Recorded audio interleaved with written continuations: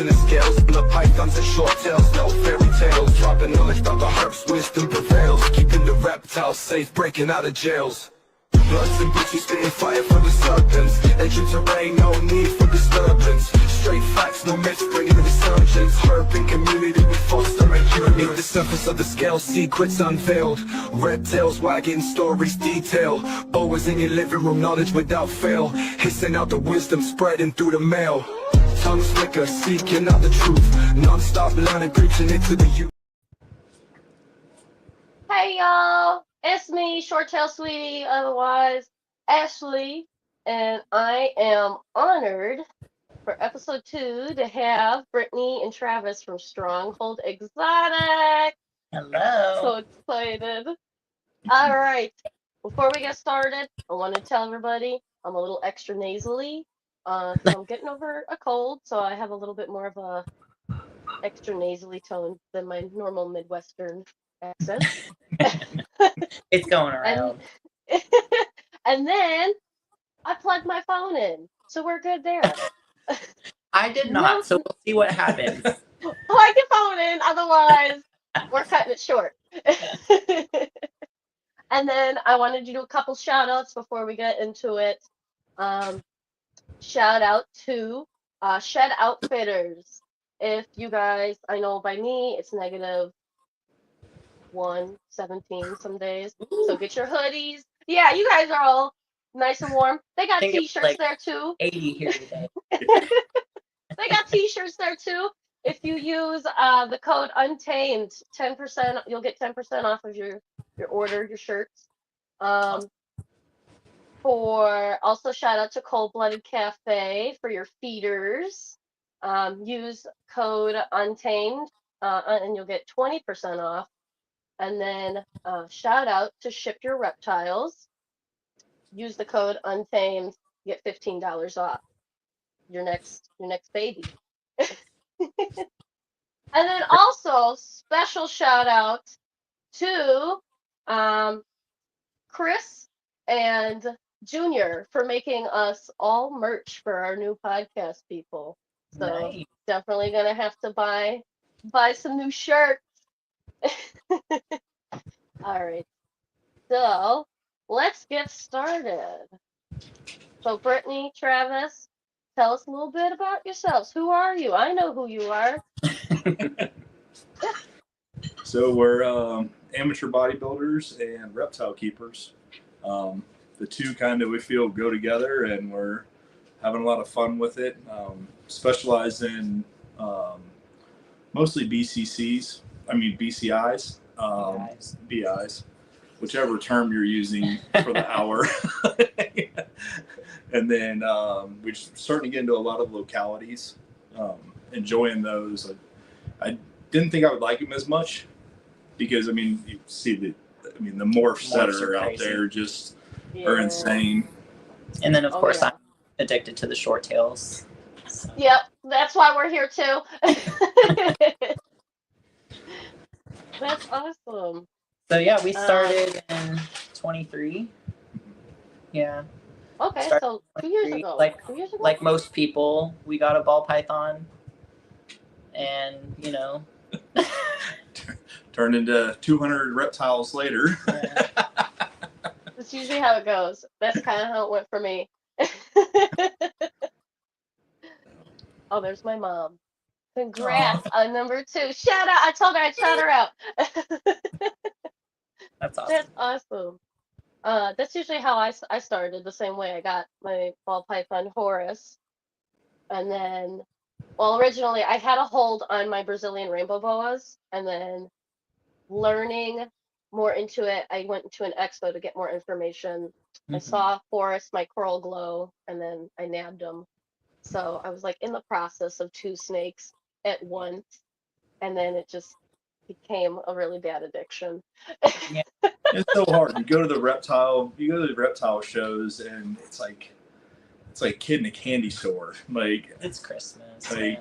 So I don't think we've walked out of one yet without a reptile of some sort. I'm the same way too. We've managed to do it. We may have walked out on Saturday, but we came back on Sunday. Yep. That's exactly what happened to me. I'm like, I'm only going there for supplies. I'm only going in there for supplies. And then here I am walking out with a short tail or a freaking another tarantula or something crazy. It's crazy to We, me. Like, we keep going to the expos. We enjoy going because I feel like we really find some really cool stuff. oh, absolutely. Stuff that people don't post online, or the people that don't use Morph Market, or whatever the situation is. But I feel like every time we go to an expo, we see something worth going for. Yeah, So, absolutely. And meeting new people. I remember seeing you guys. We followed each other, and oh, then you guys were like, "We're going to Tinley," and I was yeah, like, "Okay, yeah, if you guys see two big buff people, let me know. I'm gonna go say hi." yeah. And then We you got missed the each snake I other. was looking at. Yes, yes, you got chai. Yeah, I got chai, the super latte. Yeah, He's I actually think doing really good. we had to ship 7. Yeah, we got a lot of I think snakes we at that shipped show. 7 reptiles back from that trip. Yeah, that was Oh a good my trip. God! It's a lot of Will great you people. guys come in for the next one Oh, for in a sure. few weeks? Well, fingers we crossed. Depending on everything we got going on right now, I know, I know. we had planned on Pomona, and then of course the wildfires and all that Yeah. craziness happened. So we decided not to do that one. We always go to Daytona. That's just a few hours down the road. So Okay. we're always there. If anyone ever wants to say hi at Daytona, we'll be there. Well, if I ever go down to Daytona, I'll Let come us say know for sure. hi. It's fun. it's actually a really good trip. I mean, it's not as expensive. It's not very expensive. No, Right? it's We not. stay, we come in on Thursday. We get the VIP. We can walk the floor on Friday. Friday morning. Yeah. So, like, we get to see a lot of things before they're all sold. I mean, Yeah. Before they're Before all, they yeah, sell, yeah. yeah. And I think this year I've been I wanted to do the VIP because I wanted to kind of take a little sneak It's worth peek it. before It's really, everybody like is body to body with each other. yeah. when everybody has a little more time to talk to. Yeah, Like, you that's can what ask Absolutely. questions. So we always Yeah. catch up with all of our friends and see how everything is going, and it's those exclusive morphs that are gone day one. Yeah. So Yeah. recommend anybody, if you're getting into breeding, go early, Do the VIP. because that is the best time to pick up some Get the good some stuff. really cool animals. Good deals. Yep. I always thought it was Sunday, the last day where you're gonna get the good deals. Those are always You my know. on the fence Yeah. animals. Like, if I'm on the fence about them, I'll let them sit, and if they're there, it was just meant to be. Yeah. And, you know, Okay. but it's if you're looking for a specific morph, you definitely want to try to go early. Yeah, just grab it. Okay. Because you can take a chance and maybe save $100, but 99% of the time, if you're looking for it, there's Someone else 15 is too. that are Yeah. Yeah. so. All right. So you guys, you guys do the breeding and stuff of like the boas and the short tails. What you got going We on? What's just your started. Yeah, this is our first big production season. Yeah, I think we had 8 boa pairs last year that we paired up. We brought in a lot of animals last year, and we think that bringing them in from different regions of the country, we had, I think, 7 animals slug out. Yeah, we just didn't have a lot of luck. It was a lot of, like he said, bringing in new animals and just a lot of new. It was a new environment for everybody, and stress? Yeah. just a lot of stuff going on. So everyone's been settled now for a while. I feel like our breeding season has gone really well. We've had a lot of visual locking, a lot of visual ovulation. We have an ultrasound machine, and we've been playing with that a little bit, and getting more comfortable seeing what's in there and what we're looking at. So How much does an ultrasound machine cost you? we got this one from another breeder. He upgraded to a newer machine. Nothing's wrong with this one. He just got a newer one. So we got this one from him, I think, for $1,000. Yeah, you can find them Okay. anywhere from $800 to $1,200 used. You probably Okay. actually And the way the market is right now, you probably find them cheaper than you can that. probably find a cheaper one. And I there's was all thinking they kinds were of going to be other big box. options. There's some that like Bluetooth, it's just a little thing that connects to your phone now. We have the whole big one with the stand and the whole deal. Ah, So you don't necessarily need all that. I knew they were going to do that. But I do think it's helpful. We haven't figured out all of the nuances of it, I guess, to know, exactly what we're measuring and how, just certain little things like that. But we can at least see, what's in there. Are we seeing heartbeats? Are we seeing movement? Are we, so it at least is helping us that way for now until we kind of learn about it. It takes a lot of stress off too, because you don't want to keep your males in there the entire gestation period. So we ultrasound when we think we see something, and then if we see images, we'll pull the male, and then we'll image again a couple weeks later. It just helps us feel more comfortable with the progress, especially after, like he said, last season when we had so many slug out. It makes me feel better to see little spines and little heartbeats and all that stuff in there. So That's awesome. Bean. She's trying to get. This is her favorite place. She likes to get in my hair, make a nest, and then she'll sleep in there. So they do love hair. And this is the Central American boa. You guys are like the only people that I know personally. They have Central American boas and understand the spicy. Oh, they are spicy. That's for sure. We have a pair of Central Americans. We're having some of our friends look at them to see what's going on with them. They're no pattern, bright orange. Unique. They're just very different from, we've been told that they could potentially be fire bellies that have been crossed, but not real sure what they are. We paired them this year, so. And they're big. They're big for Centrals. Yeah, the female's about 6 foot and thick. Yeah.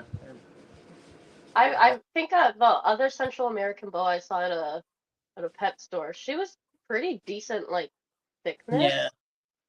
My girl, unfortunately, she's like 4 or 5, and she's a little stunted, so she looks a little skinny. Got some stumpy babies. Yeah, but she got quite the attitude. Yeah, they are spicy for sure. When they came in, woo. Yeah. Yeah. It was everything to get them in the house. But I like working with her too, because it's one of those I've earned her trust.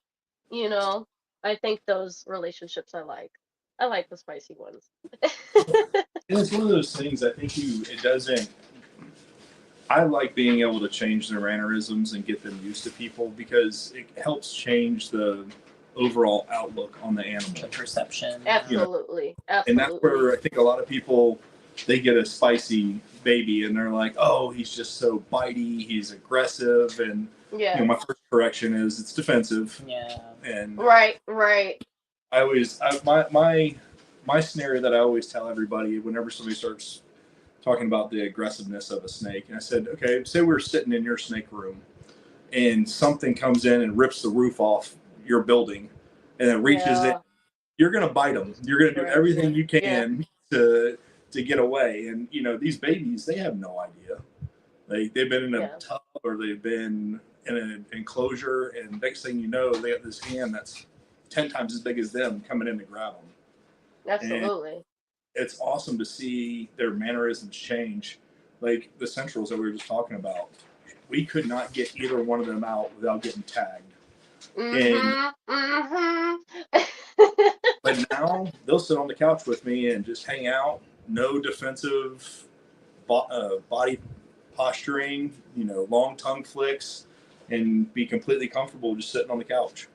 I play around a lot with our snakes too. I think, when you sent me some of the prompts you were talking about, that was one of the questions that I was kind of considering. And I think that's something that I tell people, or I guess something like when we get snakes from people that well, this one, you know, he's bitey, he's defensive, aggressive, fill in the blank, Mhm. whatever. Can't handle him.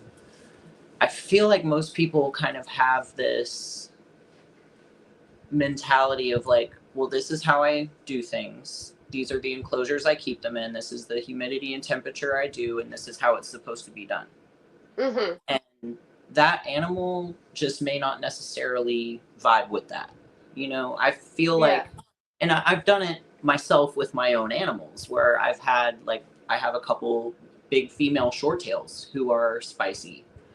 And if I put them in one of our 4x2 enclosures, they are terrified, absolutely Yeah. terrified. I can't get near the enclosure. I can't change their water. I can't do anything without them lunging at the glass. You know what I mean? And It's almost like bigger the space, the the more bigger like space, insecure they yes. are. Immediately when I take them out and put them into a rack, they're fine. I can do anything. I can reach in and literally touch their bodies and they don't respond. You know, so I wish people would kind of, I think, and we did it too when we started. You know, we got Mhm. in our heads about like, you know, well, racks are cruel and, Yeah. you know, that whole thing. And I think doing it now and actually, you know, going through the motions and working with these animals every day, that's just not the case. You know, Yeah. you have to listen to your animals. And I think it changes Exactly. whenever you have the volume of animals that we do. I mean, we don't have the biggest collection, but I mean, I think we're over 100 boas right now. 40 something short 40 tails. to 50 short Yeah. tails. Okay, that's a lot. Some people would be like, "Holy hell!" It's a large private collection. And it's one of those things like even changing the height that they're on the rack. So if they're at the Yeah. top of the rack, it's a little bit warmer than it is at the bottom. And some Mhm. snakes just don't really care to be warm. So it's nice to be able to kind of move, you know, just even moving them a couple racks down. I think short Yeah. tails especially are very sensitive to Absolutely. their temperatures, their The husbandry. temperature for sure. I know, Like, like if I have my girl like 83 or 84, that's where she's kind of like, I but would 2 rather not. degrees This is warmer. too hot. Yes, yeah. But It's 2 degree or 1 degree warmer, yeah, you'll see that personality yeah, change. yeah.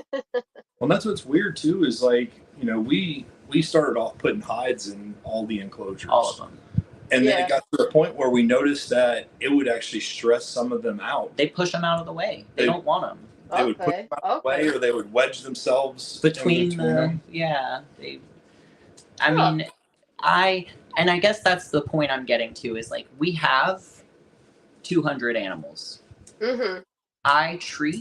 We treat all of our animals as individuals. Yeah.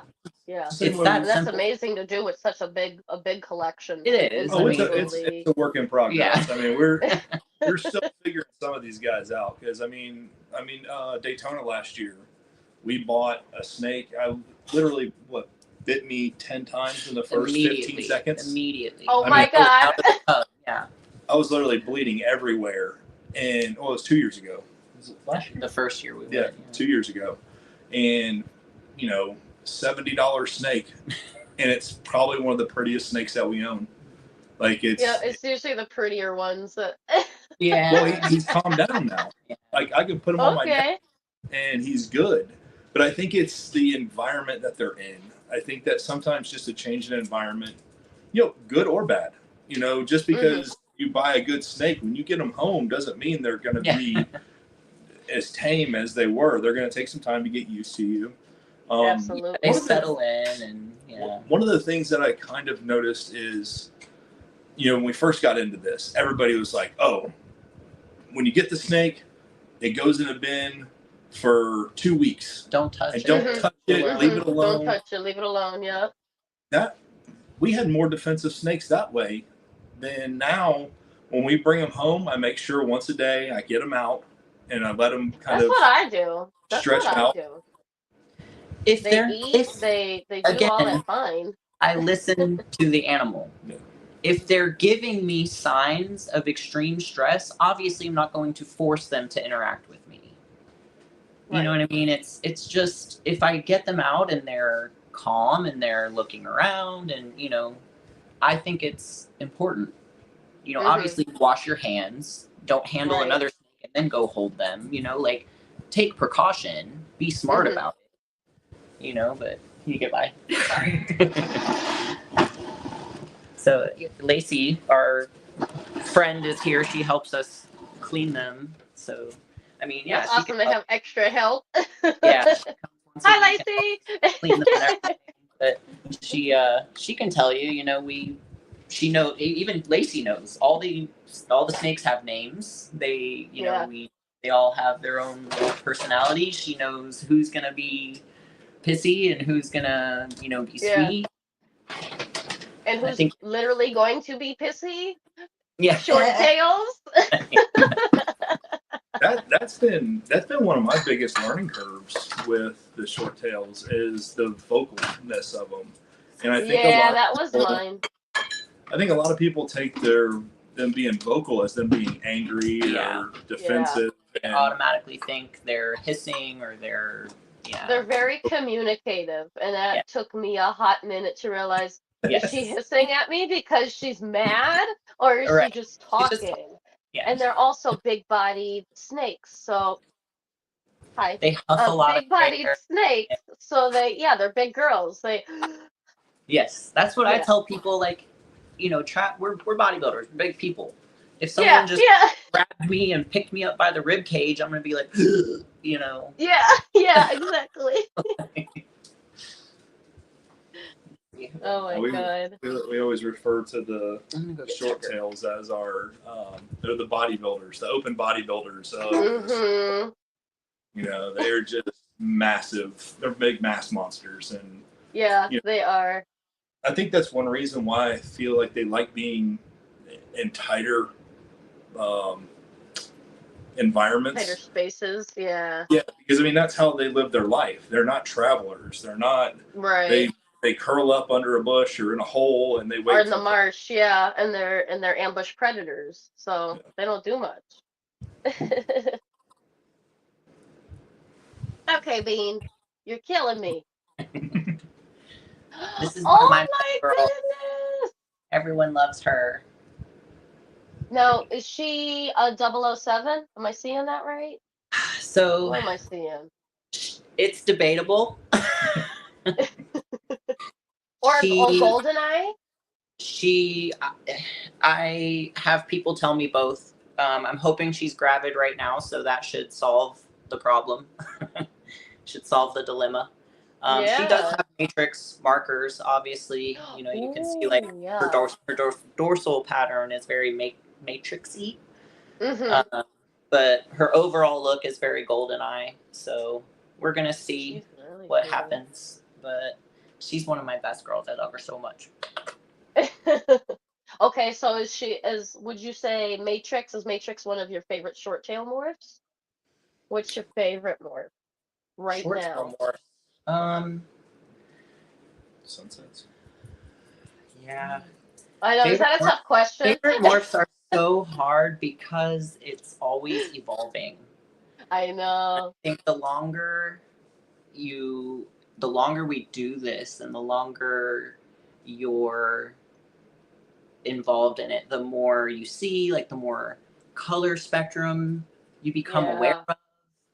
And I think you learn to appreciate more, not just the looks, but like, what did it take to make that animal? I find a lot more appreciation for like not even necessarily an animal that looks super like impressive, but like a triple recessive animal that somebody worked to make that.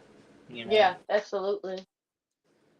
And it's funny how just our tastes have evolved. Like we weren't big on the Boa side and the T negative albinos, and then we started seeing high quality ones and working with some people that had some line bred polygenic traits added to them, and absolutely fell in love with them. So I mean, it's one of those things like I don't say anymore. I don't like a morph. Yeah. Like, Yeah, there's nothing that I don't No, like. there's never a ugly morph. I Yeah. just It's as far as favorites, I mean, it's like I said, I think when I first started with the short tails, like the 007s, the golden eyes were probably my favorites, but and they're beautiful. Um, absolutely. but I think things like I really like Sunder right now. I really love that Sunder look. Um, Okay. I'll there's have to just look that one up. just certain things that uh, the longer I do it, it just evolves. I think another thing to keep in mind is the short tails are a untapped species. Ball pythons, 40 plus years we've been captive breeding them, Yeah. and now you Yeah. have 6 gene animals and 8 gene animals, and the boas aren't there yet. I really hope we don't. There. I hope we don't go that direction. I hope that we still breed for beautiful animals and not. I mean, we have some projects that are breeder projects, so we can help the community get into some of these morphs and give them breeder animals to that they can kind of they can unbake the cake per se. But our goal is not to really make 5 and 6 gene morphs. Now listen, if we find a 5 gene morph that's beautiful, yeah, we'll probably produce it and we'll probably go after it. But our goal is to try to keep the quality of the animals up. And that's why we brought animals in basically from, now all over the world. We have 10 animals from Europe now. Yeah, we really focused on quality. I don't think we necessarily want to focus on any particular morph or any particular locality or anything, but we really wanted to make sure that what we do produce was good quality. Absolutely. Where'd you go? I don't know. I'm here. And And I brought my girl. She's been quite the story for me. That's your half and half girl, right? Yeah, the mutt. Yeah, I was I remember on that the first podcast, I was like, I think that's a Borneo, and you're like, oh, she's a blood. I was like, okay. I know. Yeah, no, I know. It was so embarrassing, you guys. Well, I was embarrassed too because I'm looking at her and I'm like, I don't know what that is. No, here's the story. I got her, and I'll repeat it again. I got her from the store that I was currently working at the time, and she was labeled Banca Blood Python. Okay. And I was like, okay, cool. And then, so I took her in and doing all my research on blood pythons, and then I went to another expo, and Richard Crowley, the man that wrote the book on short tails, and I were talking. He's one of my mentors, I feel like. I was talking to him at a show and admiring his work, and I showed him a picture of her, and he's like, that's not a blood python, that's a hybrid. And I was like, what? And get this. It makes me feel good that I could like halfway identify it at least through the. I know. And then get this. To put that on freaking blast, he was like, yeah, there was a vendor selling essentially a hybrid, and then they missexed it, misgendered it. Yeah. And I'm like, oh, that's awful, right? And I'm walking around, and it's the store that I used to work at. Oh, no. One of the clutch mate to this one. And I'm like, oh my God, this is even worse. Do we know what we're selling, boys and girls? Yeah, what is this? I'm gonna put her. And then I also just recently found out that short tails both have, male and females have hemipenes, I guess. So that was interesting for me to find out. That was a big thing for me. I mean, even with our boas, we have a couple of our friends help us sex them because they're a hard species, I hear. Hmm? They're a hard species to sex, I hear. Some people can do it and they're with their eyes closed, and I've just I think I'm always scared of harming them. What's that? Yeah. The boas. Yeah. So like that's where like I'm always scared of like harming them, or they're so small. I feel pretty good about it, but I do it over and over. I'll wait a few weeks and do it again. Mm-hmm. Weeks and check again. I have several babies I have to resex on their labels actually. So I actually just got a trio of Bankas, and she does look a lot like a Banka. You guys, we'll never know. We'll never know this girl or boy's story. I'm just here to admire her. No, I don't plan on breeding her because obviously that's not good quality. Okay, yeah, absolutely. They just have like a unique color, kind of that gray. Yeah, she almost looks more like rich in her like browns and reds. Well, and even the three I have all have a little bit different color, like saturation. Mm-hmm. Like one has a darker head. The colors are a little bit different. Saturation's a little different between the three of them. So they're beautiful animals. Yeah, I think This is the only one of the three that won't bite me in the face, though. I say that, and she's gonna do it. Yeah, we just got those in a couple weeks ago. Yeah, like 2 weeks ago. So we haven't actually messed with them. Yeah. Figured out their personalities and. Yeah, they're not that bad. There's a big old puppy dog over here. Oh, that's some of our females. We have one of them's almost 5.5 foot. Yeah. And she's just a big potato. She'll hang out on the couch and not even. Yeah, that's my latte. Yeah.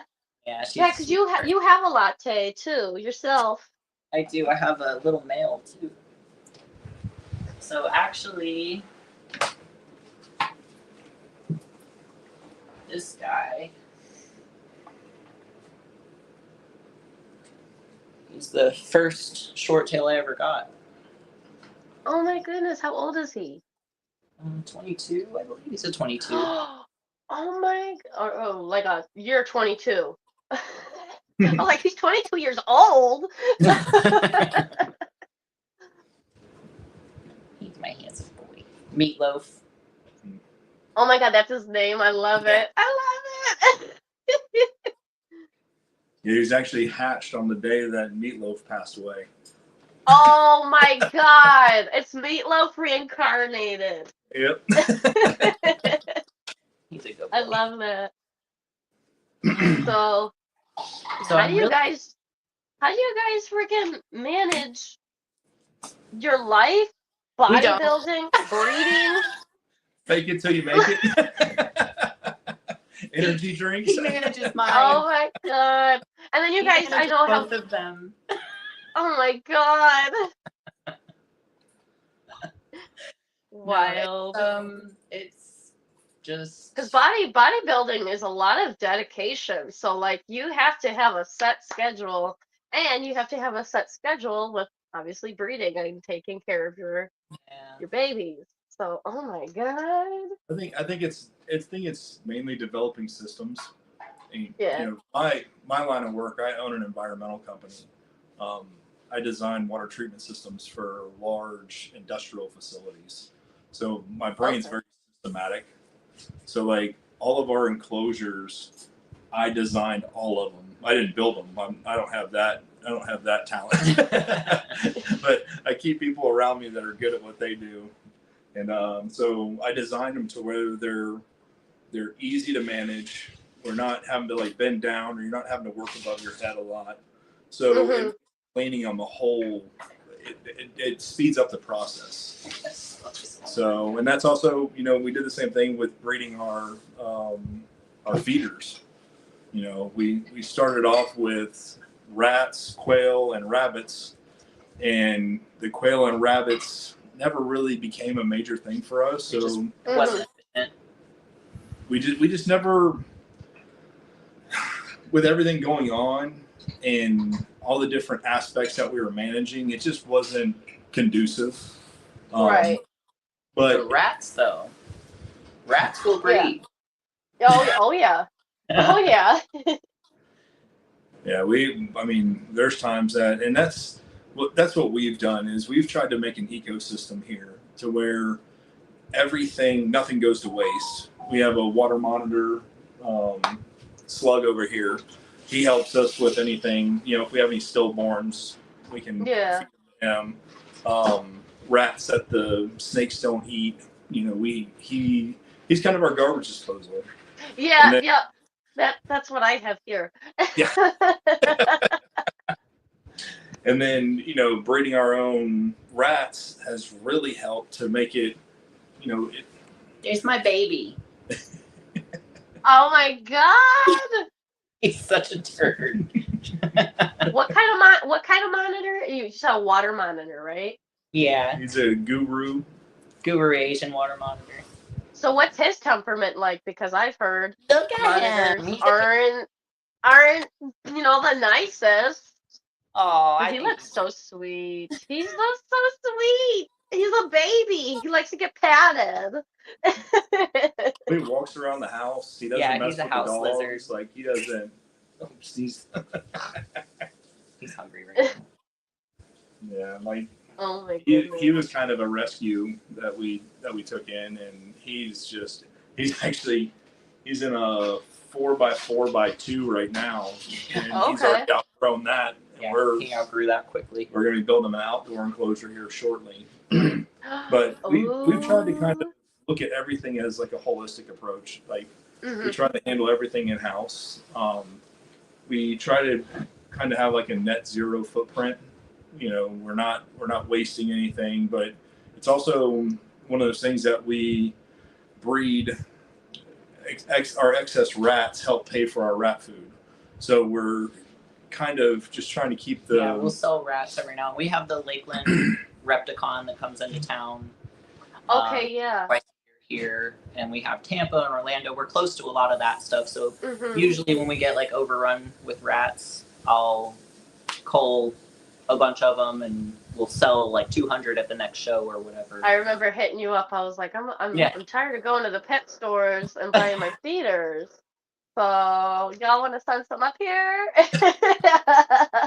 We haven't shipped any frozen ones yet. We just sell them local right now. But yeah. Something we've talked about adding to in the future with the new facility. adding to our things to do. Yeah. Oh my god, it's a never ending. We don't have enough going on over here, so So, out of curiosity, if somebody did want to start their own feeders, breeders, how would you start that process? How do you know what's good quality as far as rats? feeder? Yeah. So what we did was, put it this way, we kind of got into it as a necessity. Yeah. We had a bad shortage around here where, I wasn't, when you get into hobbies, you hear the horror stories. It's always the worst restaurant I've ever been to, never the best restaurant. So a lot of the stories we were hearing is one of the big breeders lost a third of his collection to bad rats. And it stuck in my head so much that I was like, I'd rather have live rats. At least I can see if they're moving right. They're healthy. Then I can feed them. And that's for us. Yeah, we go out there. We can sort through them. If any of the rats have an infection, if they're spinning around from a brain tumor, like anything like that, they get cold. We don't feed any of that stuff here. What's that? Oh yeah, that's my mom saying she used to have a fear of snakes, and now unless I show her. Yeah. So my recommendation is, and we learned a lot whenever we first started. We were trying to. Efficiency was always my key. Is that we went 7 high on the rat racks, and it's a lot like your reptiles. If your rack is too high and you can't see in them, you're not going to use it. It's useless. And they're also the ones that are going to get neglected. Yeah. Right. You see it, you don't. It's not in your face. So we downsized everything to 6 high. 5 high, 5 or 6 high. where it was Okay. comfortable for both of us to look into all the bins. And we do 4-to-1. Yep. Or 1-to-4, I guess. Ratios. You know, 1 male to 4 females. Okay. And one thing that's helped us out a lot is I feel like our maturity rate on our babies, we went to a nursery rack. So we have another rack where pregnant females get pulled and they go off by themselves. So they have their own little bin, they have their own water, they have their own food, and it's kind of stops the infighting. Yeah, we don't deal with as much Cannibalism. Yeah. Yeah. Trampling. They get trampled sometimes if you get multiple litters in there. Yeah, so. like older litters will suffocate the newborns, stuff like that. Yeah. So like, I was just curious because I've seen just horror stories with the feeders, so I'm just like, what does a good feeding, breeding type of thing look like? I feel like it took us a while to establish it. So like he said, there was a rat shortage here, so we couldn't find rats to feed, let alone living, breathing rats to produce more rats. So I literally drove all over the state of Florida, going to I probably drove 2,000 miles, like, oh my god, just picking up rats anywhere I could find them alive. oh my god. So, but it took that long, and it took months and months of doing that to really like establish a strong colony. You know, because just like with the snakes and any other animal, if you start bringing in hundreds at once, now you're introducing disease and all this stuff. So you have to go through that process in the beginning, you know. Like if somebody has time and they're kind of getting into the hobby, what I would recommend doing is get one rat rack that's Gradual. 5 high. Buy your rats to feed your animals, but buy 2 extra every time. Yep, and just then gradually, take those and just keep rotating those in. Start off with male-only bins and female-only bins for the rats. Okay. Because you don't want your rats breeding too young, because then it cuts their their litter sizes are too small. There's a whole science behind it. Once you get rolling, you know. And invest in high-quality food. So we were using one brand, and we were doing all right. We were feeding our animals. We weren't having to worry about anything. But then we went over to Missouri, and we have doubled our production. Our rat litters are 20 plus. Like, it's insane. Yeah, it is worth every penny to keep them on the Missouri food. And it was only like $6 more a bag, I think, is what it came out to. So those are the 2 things that I would say is, you know, start something small that's manageable. Because, you know, we're at 9 large racks that are 6 high. And we even have ASFs because we have a couple boas that are buttheads, and they're just picky. Nice Absolutely. They're nice to have on hand. So, but learn the process. It's just like reptile keeping. You know, the last thing you want to do is neglect your rats and then feed your snakes sick rats. Yeah, or rats are prone to tumors, and feeding your So snake a tumor rat. I think that's been part of establishing our rat colony. Like, you know, knock on wood, we've really managed to clear out a lot. Like, we don't see a lot of tumors in our rats, you know, and if we do, they're gone, they're out. Yeah. You know, I feel like we've just got a strong colony now. Yeah, and it's taken time. I mean, we've had our colony for well over a year now that we've been working with them. And rotating. So I think that's been a big improvement too, is how adding in the maternity rack. So we're taking those females out, and there's no order or any particular way we put them back. So they're always getting new genes. You know, there's new genetics constantly going through. So the female comes out, she goes to the next bin that needs a female. Okay. You know what I mean? So I think that was part of our learning curve. Was we were basically, before the maternity ward, we basically had, if those 5 rats were in that rack, till the babies came out, or even after that, generation after generation. Right. Well, then you got to realize, like, you're taking those babies and you're putting those back in as other ones pass away, or you feed, so it's diversifying the genetics. Just like And, anything else, any other Yeah. animal breeding program. and put it this way, we've gotten to the point where we're probably going to start like a fancy rat. Oh yeah, we've made all kinds of cool looking rats now. I just saw you guys posted a heterochromia, or like the Yeah. daughter and the Which I'm father. pretty That sure was is- so cool. I'm pretty sure that's an inherent heterochromia, which is like unheard of in mammals. I'm pretty excited about it. And it was reversed because it was like I saw dad Yeah. had the black and the Yeah. red, and then the daughter had red and the Yeah, it black was or something like like that. I'm excited. That's so cool. So I mean, that's the thing is like, We've got some hairless. and the rats have become part of our family as We well. love like them. Yeah. we Yeah, spend yeah, time to make sure like any of the bitey ones that we've weeded all of them out. Yeah. And we, the ones that are not flighty, the ones that are friendly, the ones that have less aggression, They're we the just kind of breeders, breed yeah. those through. Yeah, we go Okay. through, we pick out all our favorites. We have holdbacks just like we do with the snakes. yeah. We hold back our favorite rats and we breed them and make cool looking rats, and you kind of have to separate yourself mentally, so Yeah, the way we yeah. do it, anything that's going to be fed goes into a stock tank. So we have a big stock tank. So anything that's in the stock tank, I just don't look at it. Yeah. I originally started. I started having rats, and I had pet rats before I had Yes. snakes. So that tough. was kind of. I had to disassociate for a You do, you second. have to. Have to.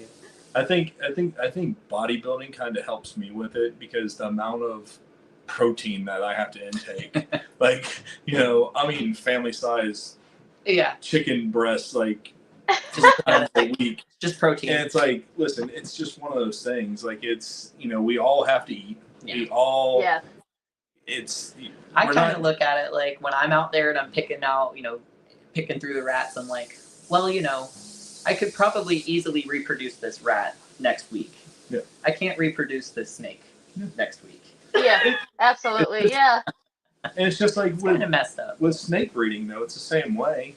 We go through and our litters, we'll pull the top 4.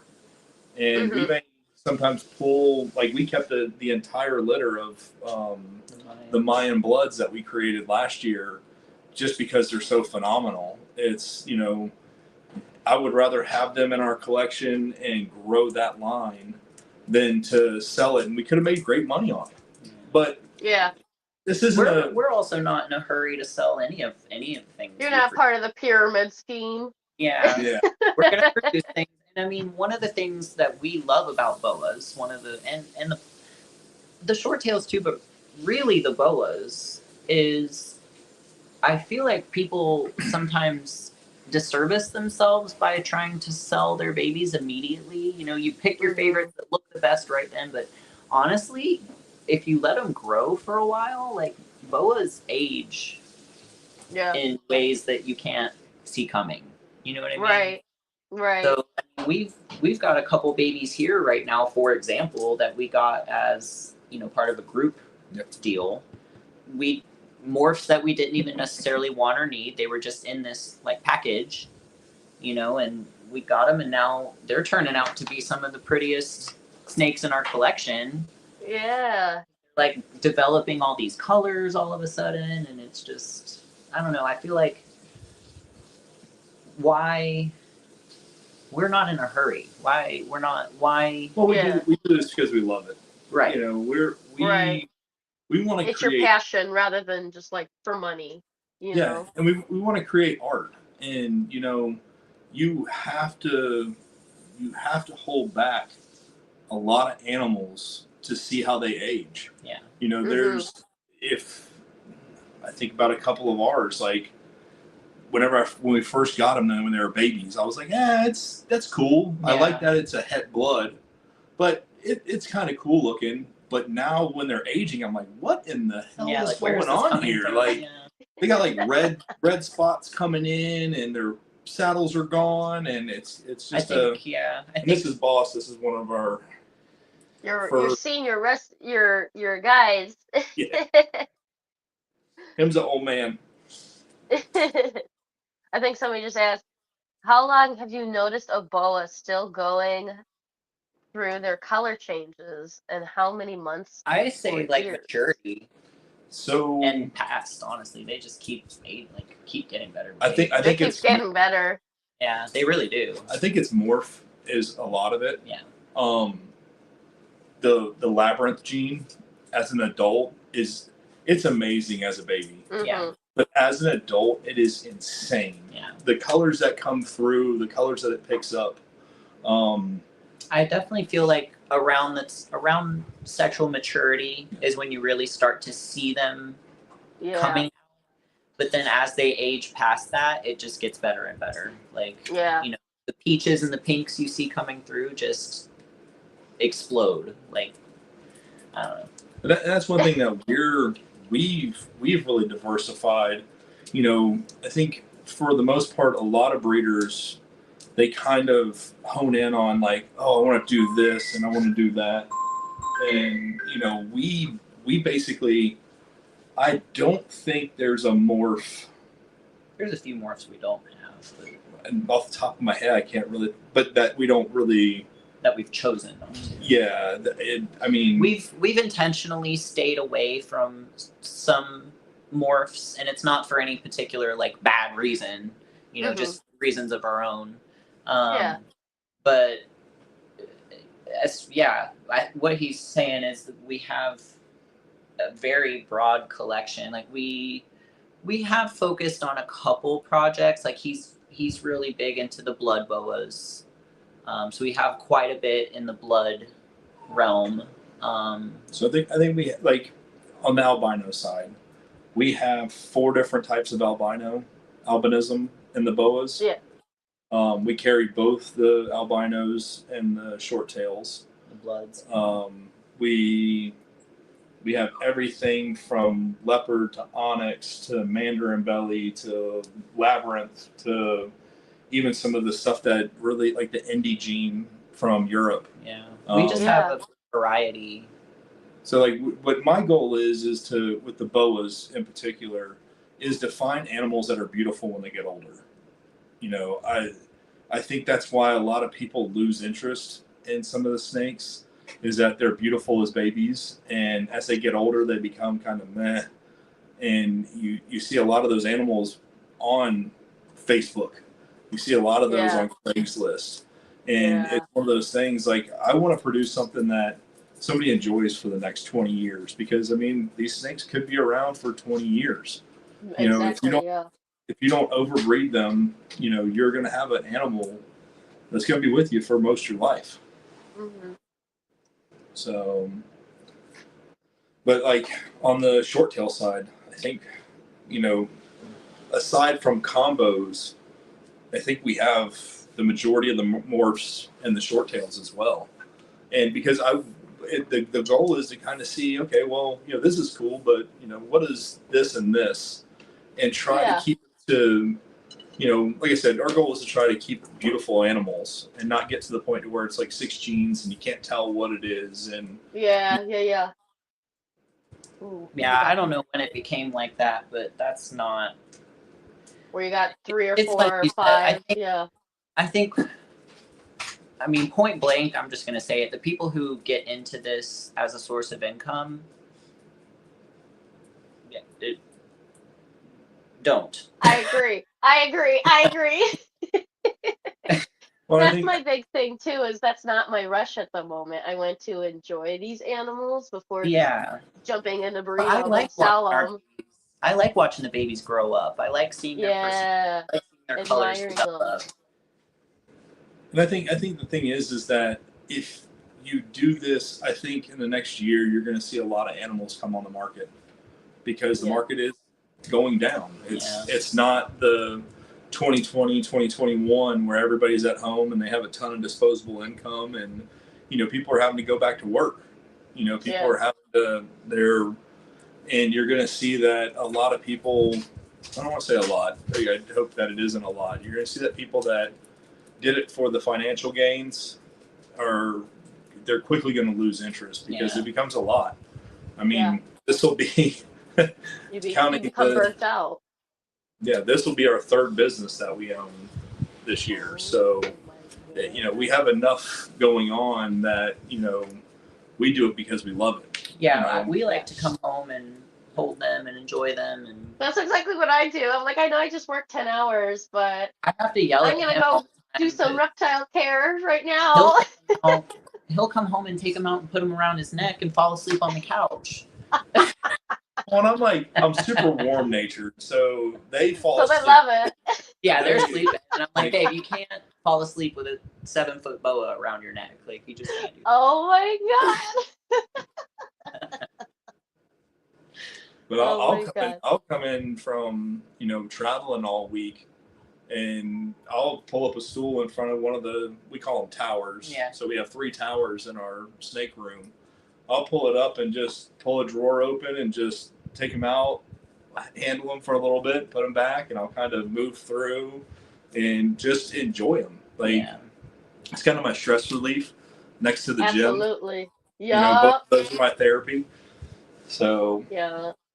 I can't wait till we have a gym where I can be working out and looking at my snakes at the same time. I wanted to bring that up, you guys. I wanted to release surprise. This is what we're talking about now. Stronghold. Brittany, Travis, what are we doing now? So we've been in bodybuilding. I've been competing since 2020. Brittany did her first show 2 years ago. 2 years ago. We fell in love with the sport. We enjoy the process and the torture sometimes. But it's been a love of ours. Brittany, part of us. Yeah. Brittany was a trainer for a few years, along with working with animals. So it kind of all works out perfect. Our goal is this year to open our own gym. It's going to be Stronghold themed. We're going to have our reptiles in the gym. We're going to have displays. We're going to make it a reptile friendly environment. Love it. Because it's funny what we've seen just from our friends at the gym. Mm-hmm. You have what? Yeah. You have 200 reptiles? And I'm like, guys, they're not roaming free in the house and we're fighting for I know, that's what people, I think. What do you think it's like in my house? But it's been awesome. It's been awesome to see people finally take the fear that they got when they were kids and see the snakes and see how they move around. And I mean, some of the boas, when I come in, Meg was just sitting here staring at me. Yeah, she's still back there looking at me. So I got to open up the cage when we get off, and I'll scratch her chin, and she'll go lay back down. And oh my god, they have their own personalities. Oh, yeah. And I think when people actually see a group of animals, they can't label it as a one-off. You know what I mean? If you go to a friend's house, they have a snake. It's like, oh right. yeah, that's a snake. We have it's usually a 200. ball python. Yeah. I'm so tired of okay. I went the other day to pick up some snake racks for a friend. Okay. That guy's house, right? He's used to be a ball python guy. He doesn't have any animals anymore. Never had a short tail python in his life. Okay. And just for, I don't know, maybe 20 minutes went on to tell me about how mean and terrible and awful and bitey and aggressive and horrible they are. No, we both agree. No. That's cool because I have 40 and they're none of those things. So it's so funny. I'm a big people watcher. So when we go to reptile shows, especially on the short tail stuff, I'm not as versed as Brittany is. She has really dove into that and understands that genetics way beyond. Nobody understands it. Yeah, I think that's what my problem is. 1 + 1 does not equal 2 with them, and if you use that logic, it'll drive you nuts. Yeah. So it's funny to sit back and you see high-end short tails, and people are like, "Oh my god, that thing is! Don't touch that." Yeah. Watch out. Like, are you sure you want to buy that? Like, or my favorite, they all assume it's him.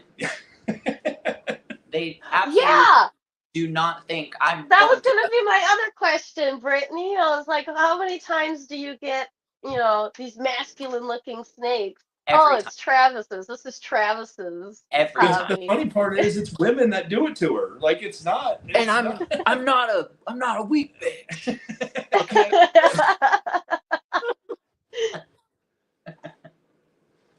Well, you guys Yeah. saw I made that controversial post the other day. I was like, yeah, I am a woman dealing with short tails. Yeah. The amount of times that I have the males in the community try to Yeah. educate listen, me, and I'm like, oh, I know. I would tell you, being a new person in the industry, a new male in the industry, it happens to me. I Yeah. don't think that it's all that. I think there's, what I try to tell everybody, it's 10% of every population that messes it up for everybody. And there's 10% of snakes that are super defensive, and they'll never be anything but defensive. There's 10% of people that are going to ruin it for all of us.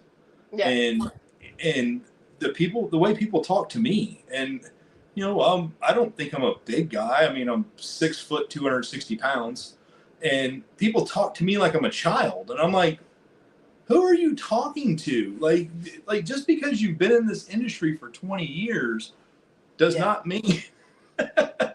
Someone said Stronghold. Yeah, Not Sean, a you just store. moved to Florida yesterday, so you can Oh. go to the gym. It's gonna be a reptile gym. Stronghold opening so probably not we've talked about doing a storefront in the future. I don't know if we're gonna make it that.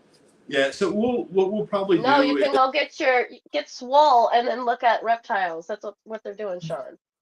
well, so what we'll do is we'll probably we'll list our animals online.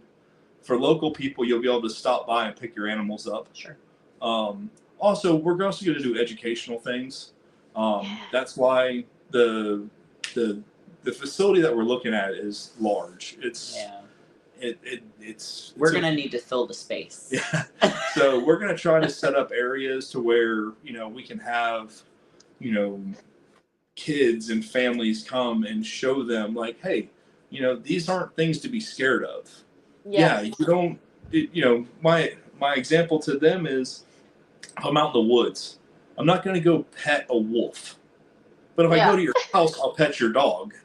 That's the situation we're in now with reptiles, is that they've been captive bred for so long that if most of our snakes, if they ended up in the wild, they wouldn't make it. They ain't got a clue. There's no dinner bell. that rat's the wrong color. Yeah. Can't be a white rat. So that's it's one of those things, like we're trying to do things different, and that's where this whole concept, the whole gym / reptile zoo concept it's a new concept as far as I know anyway. Yeah. So I think whether we intend for it to or not, it's going to end up being a destination. So that's awesome. It's going to be cool. I'm excited about it. I've definitely got to go down there. We definitely want to try to get it's vice versa. We want to try to get people that are into fitness into reptiles, and we want to get people that are into reptiles into fitness. Fitness. Because like, your health is the most important thing you have, and doing things like handling this many animals and everything we got going on. If I was out of shape, I don't think I would enjoy it as much. I don't. We talk about that sometimes. He and I, we do this with our private collection of animals, and we have some pretty big animals. I've got like a couple 20-30 pound short tails. We've got a couple 30-pound boas, stuff like big 10-foot boas, stuff like that. But there are people who have 20-30 foot anacondas and retics, and they're 400 pounds, and I just don't understand. you know, Yeah. it's hard for me to understand. Well, I think it's one of those things Because too, is that this is a lot for us. the healthier we are as a community, everything kind of, I think, improves. We keep people in Absolutely. the industry longer. We keep people that care about these animals handling the animals. Advocating.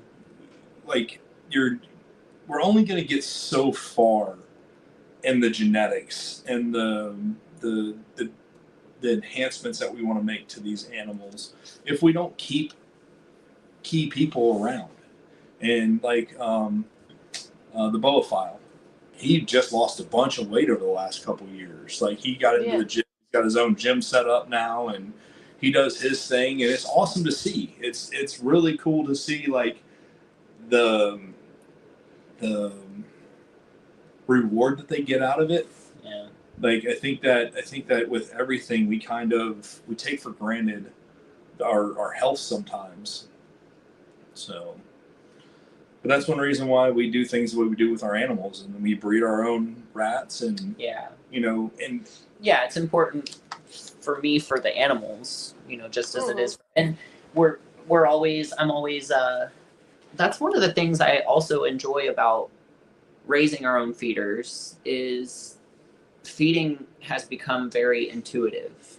So it's kind of messed up because a couple months back we had to order frozen. Can't remember what happened.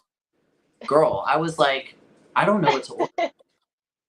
Like what is a large? I don't know. What is 100? Oh my God, Like I think I was on Rodent Pro and I was like, wait, there's extra small, there's small, yeah, and I'm then looking there's at all like our, extra large, I'm looking at all XXL. our I'm like, animals, and I'm like, how the hell am I gonna figure this out?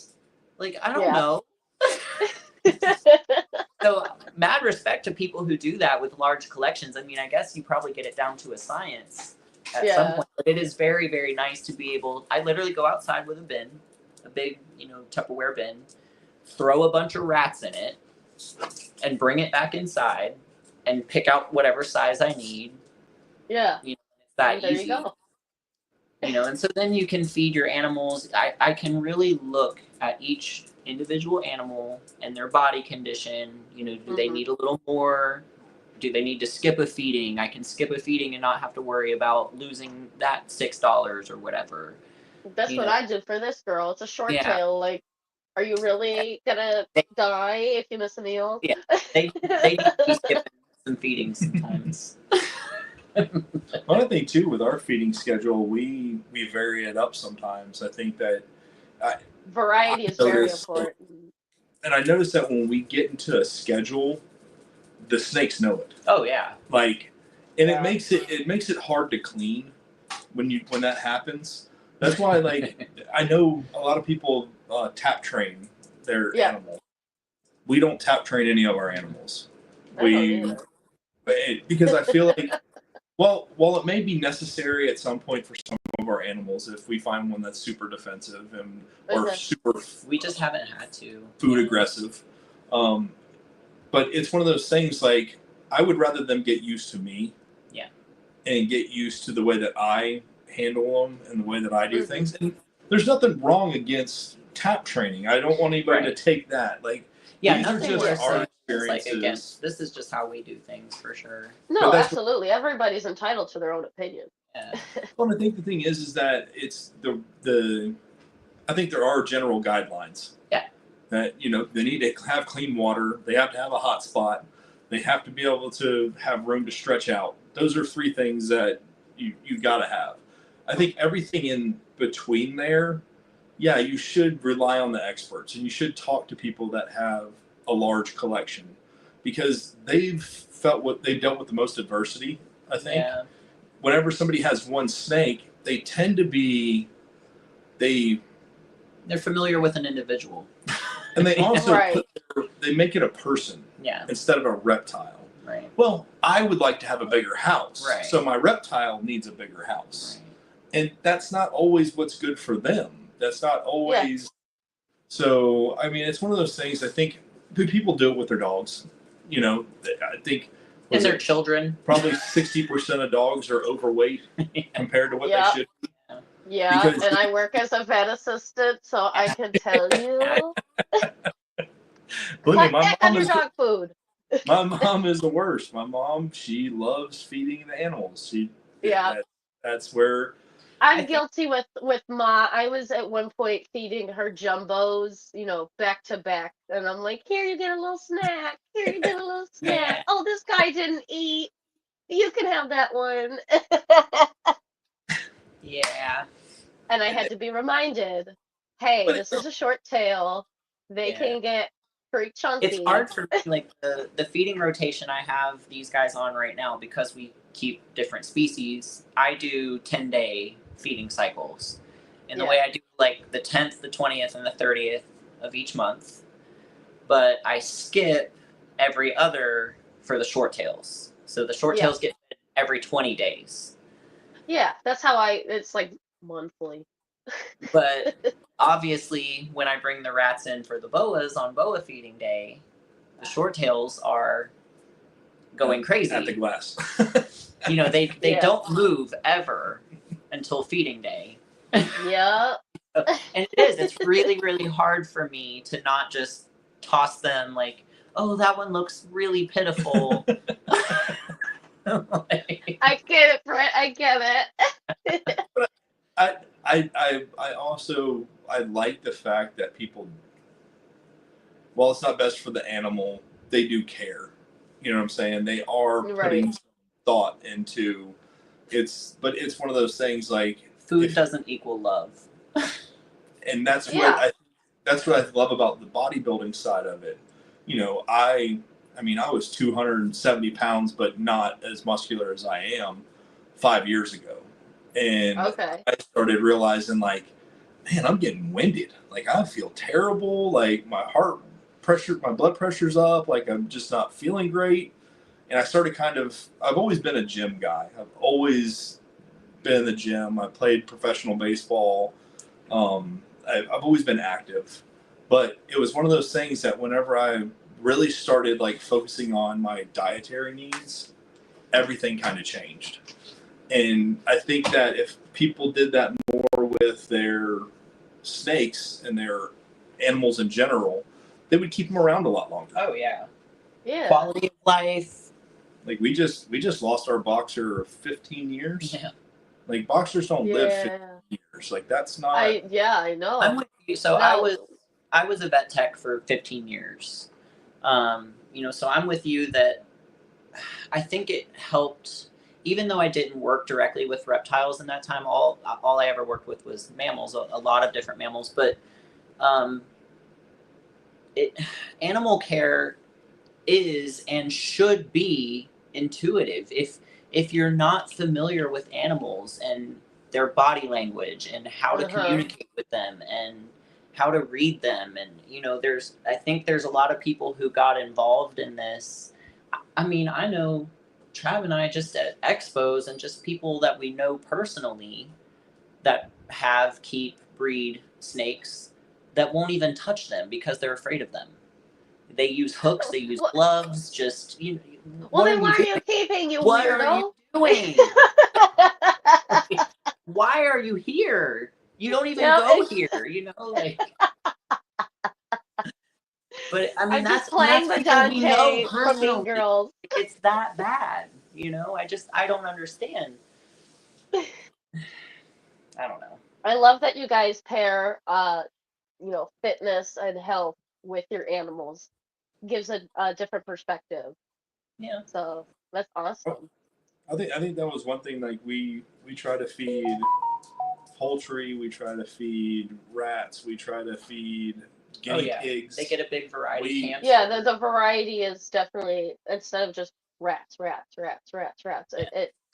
I mean, if you think about it, these guys are eating different things out wild. in the They're wild. eat fancy rats every day. Well, the thing is too, you got to realize is that they all have different bone densities. They all have different protein structures, Fat content. Yeah.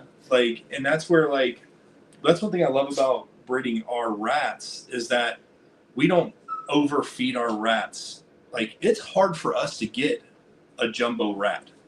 Like, a jumbo rat is a 1-year breeder for us. Yeah. Like, Okay. comes out of the rotation if we're feeding a jumbo rat. But our rats, we tend to feed on the medium side. Okay. Yeah, our large boas, and I think that's another thing with the feeding and the intuitive feeding. We don't feed a lot of super huge feeders, even to our super massive boas and short tails. Like the largest thing we feed is a medium. So like when we go into It's breeding, not necessary. well, when we go into breeding season, we'll throw them a second medium. Sure. Or we'll feed up. We'll shorten their turnaround for their next meal. So we'll do things that way. But I think that the way those animals are raised matters to your animals. Yeah. Family only 14 years. Yeah, that's good for Great Danes. Yeah. Obese rats, yeah. It's a lot of fat. But So now that kind of makes me feel good that I don't have to have like such huge prey for my short tail. No. I mean, I've It's really fed her a medium before or like a quail, and I've been like, is that enough? You know. You'll notice. I mean, that's where like I'm also with the short tails because of their body type. I steer away from telling people like they should have a bump. Yeah, because that's kind of what I've always thought. And we do that with the boas mostly. You want to be able to kind of see that they've eaten something. It should be kind of visible. And I don't really follow that rule with the short tails. I go by their spinal ridge mostly. Yeah. For meal size, so if I see a large spinal ridge, I'll give them a bigger meal. Well, so to correlate it to bodybuilding, before bodybuilding, I was trying to get as big as I could. Like I just wanted to I wanted to bench 450. I wanted to do this crazy stuff, and then I got old. But, but I would eat a lot of garbage. I would eat double cheeseburgers and all kinds of crazy stuff. You got your old man screaming in the background. Yeah, that's our Puggle. He's a menace. He's a pain in my ass. But I noticed that. So what was funny is, I was eating 3 meals a day, and I was eating double cheeseburger and fries and all this stuff to try to gain weight. Whenever I started bodybuilding, I eat 6 meals a day now, and I lose weight. Okay. But now, is it the quality of food? Well, it's quality of food. You're upping your metabolism. Your body's going into super drive and digesting the food, processing the food. So I think that there's something to that for all animals. So if you feed them more regularly, smaller meals, they're going to put on more muscle mass. More side, yeah. They're going to be a more dense animal. So we've gotten older snakes that have come in, and they're smushy. They're fat. They don't have muscle density. But that's why I think like taking them out and letting them crawl on you and taking them out. We take them out in the yard. We have a kiddie pool that we fill up. Yeah. We roam around the yard, and we freaked out our lawn company, our lipstick albino that's 10-foot shed in the front yard, and we forgot to pick it up. Oh my God, I could just imagine. You guys are in Florida, so they would have been like, oh my God, what is out here? That's awesome. I was just concerned when I first picked up this guy, he had like a weird spinal ridge thing, but I guess it's okay for them to. You want them. They shouldn't be completely round. Yeah, you shouldn't be completely round. She's staring at me for more food. Got any of them chicken nuggets? Yeah. So the metabolism, though, with the short tails, I think people don't understand metabolism in general, but the short tails in particular, it's important that you don't overfeed them or feed them too frequently because their metabolism are lower activity snakes. Yeah, they're an ambush animal. They're not, and that's what I think. Like, I think people. By feeding them more frequently, you're gonna increase their metabolism and shorten their life. Essentially, is what's gonna happen. And I think the whole big thing is everybody wants to power feed or have the biggest snake in the room, and it's like, no, you're being irresponsible.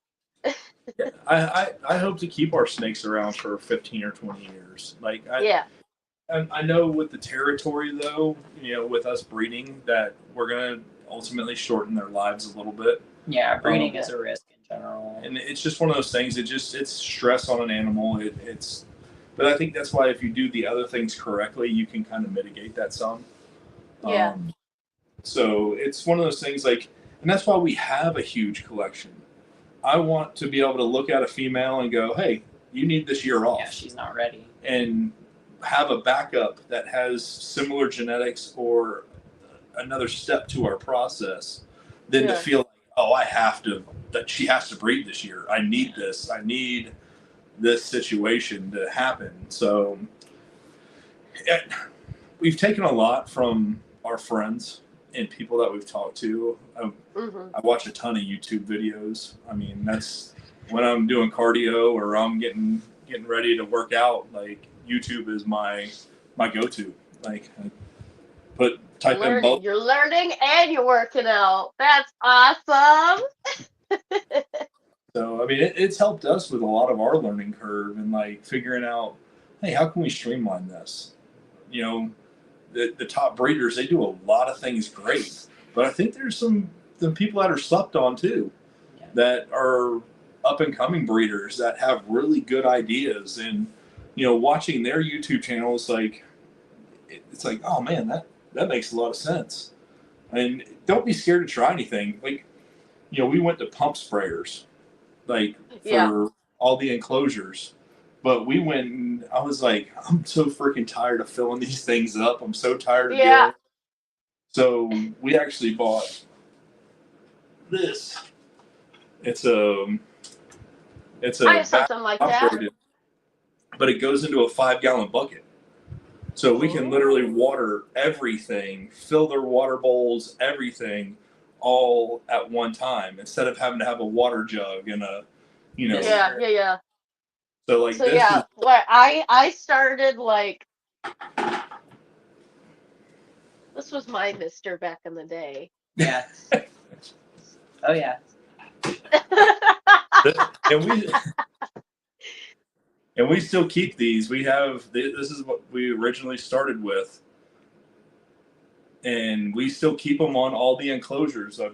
We got couple that they fit in and bolted them to the enclosure. So each tower has their own, and we don't cross them. We keep them with that tower. But that has changed the game when it's it comes taken, to hours out of my day. I know. I found out it's technically, I think, a Mister for like outside. We have Menards out in the Midwest. You guys have Lowe's or Home Depot too. So the hardware stores, they're awesome. That was an for Amazon all of your supplies. Yeah, it was like $25. $25 on Amazon. Yeah.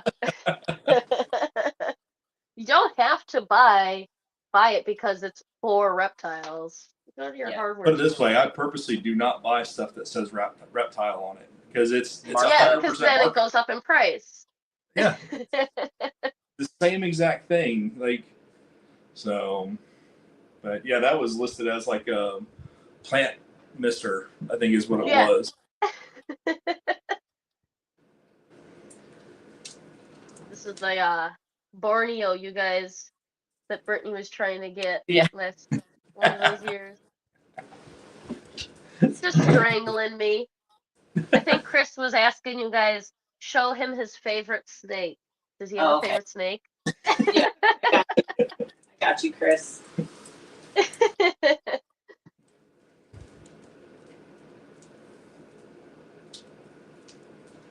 And then while Brittany's pulling that one out, you guys are in Florida, so you guys got the Everglades. You guys ever go herping? Oh my God, look at that. Look at her. Beetlejuice. I love the name too. Aw. Yeah, Brittany has named every animal that we have. I don't know how she keeps coming up with it. Every animal has a name. He's getting big. Oh my goodness. So how old is Beetlejuice? He's 23. Okay. So he'll be 2. He'll be ready this year. He's a big boy. Yeah. He's got a girlfriend, actually. Ooh. It says girlfriend Winota. What's her name? Lydia? Lydia. I already had another Lydia. Here you go. Oh. So is he a Batik? Matrix, yeah. Yeah. He's a Matrix, so he's got the Matrix in him also. Awesome. I like the pattern on those guys too. It's probably one of my favorite blood morphs. Uh-huh. That is one thing that I have enjoyed watching with the short tails is how they age. Yeah. You know, they're very slept on as babies. Like Oh yeah. like it's Because they color up as they age, and when they're babies they look kind of boring, but as they age, oh my God, some of the reds on those guys, or even that, yeah, definitely age like fine red wine. Mm-hmm. It's ridiculous. Check. But yeah, so we've gone down to the Everglades herping. It's interesting. So I grew up down there. I was actually born in Hollywood, Florida, and used to Okay. go down there and fish and all kinds of stuff. Work down there in the summers, and we went, and it's definitely different. 2 years ago we went. It's different than whenever I was a kid. I mean, I remember when I was a kid, everywhere you went, it was possums, raccoons, snakes, everything. We were down there for 2 nights. he's all right. Okay. We went down there and we did not see one animal with fur in 2 days. It was eerie. It was very eerie. We Ooh. drove the entire road. It's what, a 60-mile road? Yeah. Well, we went down Alligator Alley. We went down the whole side way. road. We went down a bunch of trails. And Yeah. We got out of the car and walked with headlamps down a few trails, and we didn't see anything. We didn't hear anything. That's scary. and I think No that owls, no nothing. I say That is that eerie. I say that with caution though, because I'm hoping that I hate saying that because people use that against us reptile keepers. Right.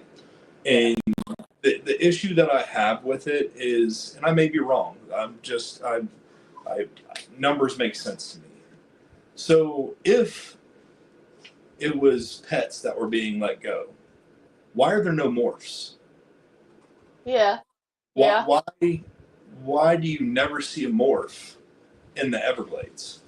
They're all normals for the most part. Right. I mean, occasionally you'll see somebody caught a boa, I think last year, and occasionally you see something random, but for the most part, it's normals.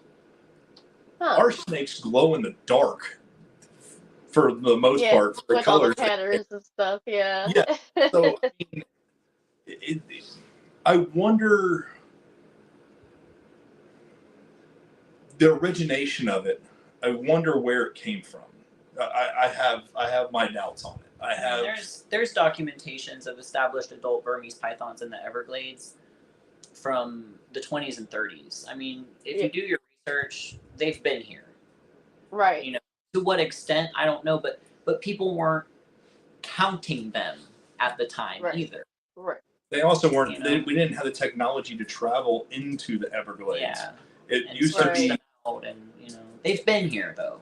Until we drained the Everglades, we didn't touch like that's an interesting thing to look at. If you go on Google Earth and you look at South Florida and you scroll back in time, like over the time lapse, the amount of Everglades that's been developed is insane.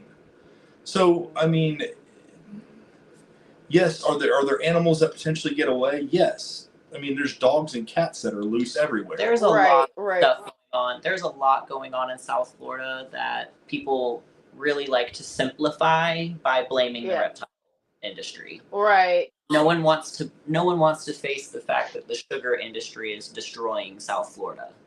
You know, it's animals are dying because of things like that. Nobody wants to talk about that because that impacts them and affects their life, you know. Right.